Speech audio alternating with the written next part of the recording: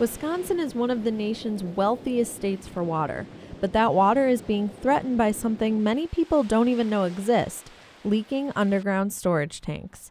Most of these tanks hold petroleum. They tend to be at the sites of old gas stations and over time have been abandoned or forgotten. This has left the DNR with the task of locating the tanks and cleaning up sites before permanent damage is done. Underground storage tanks represent a point source of contamination. I think we all can agree that petroleum products are better if they are not allowed to get into our local groundwater system. As of 2013, there are just over 70 tanks in Dane County that still need to be cleaned up, with more being added every year. Now, starting last year, regulation and oversight of underground storage tanks has been divided between the DNR and DATCAP, a move some experts are saying has been overall effective.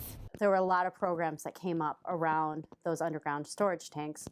And there's been a lot of cleanup. I think that the cleanup has been fairly successful, especially when you're talking about like the smaller gasoline stations and those storage tanks that just were essentially creating a pretty localized impact.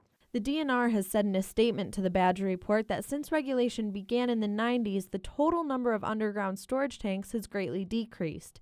In the meantime, all property owners are required by state law to report a tank and in many cases conduct an environmental review for groundwater contamination. With the Badger Report, I'm Taylor Chase.